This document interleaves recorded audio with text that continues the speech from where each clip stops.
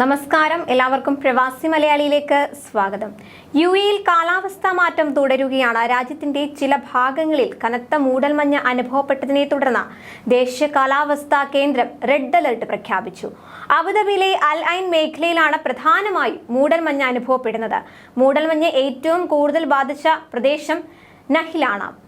അതേസമയം മേഖലയിലെ മറ്റ് ഭാഗങ്ങളിൽ യെല്ലോ അലർട്ട് പ്രഖ്യാപിച്ചിട്ടുണ്ട്. രാവിലെ 8:30 വരെയായിരുന്നു ഫോഗ് അലർട്ട് പ്രഖ്യാപിച്ചിരുന്നത്. ദൂരക്കാഴ്ച കുറവായതിനാൽ പ്രദേശത്തെ വാഹനം ഓടിക്കുന്നവർ ജാഗ്രത പാലിക്കണമെന്ന് ദേശീയ കാലാവസ്ഥാ കേന്ദ്രം പൊതുജനങ്ങളോട് അഭ്യർത്ഥിച്ചു.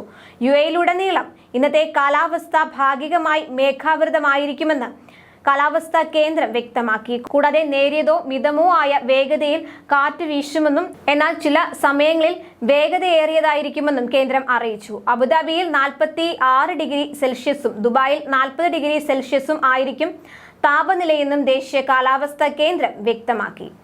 അതേസമയം മക്കയിലും പരിസര പ്രദേശങ്ങളിലും ഇന്നലെ പെയ്ത ശക്തമായ മഴയിൽ നിരവധി നാശനഷ്ടങ്ങൾ ഉണ്ടായതായി റിപ്പോർട്ട്. സമീപകാലത്തെ ഏറ്റവും ശക്തമായ കാറ്റായിരുന്നു ഇന്നലെ മക്കയിൽ വീശിയടിച്ചത്.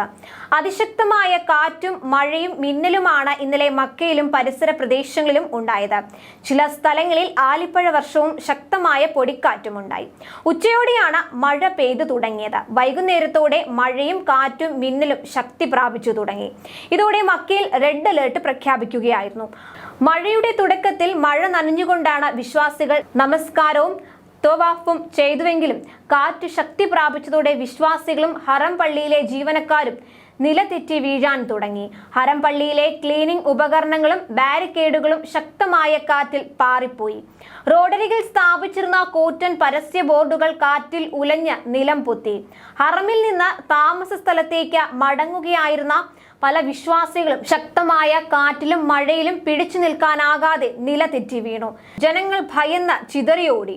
റോഡുകളിൽ വെള്ളം കയറിയത് കാരണം പല സ്ഥലങ്ങളിലും റോഡുകൾ അടച്ചു. നിരവധി വാഹനങ്ങൾ വഴിയിൽ പണിമുടക്കി.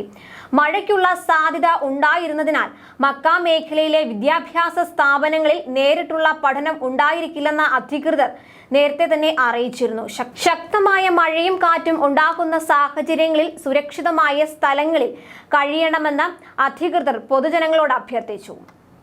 കൂടുതൽ പ്രവാസി വാർത്തകൾക്കായി ഈ ചാനൽ സബ്സ്ക്രൈബ് ചെയ്യുക.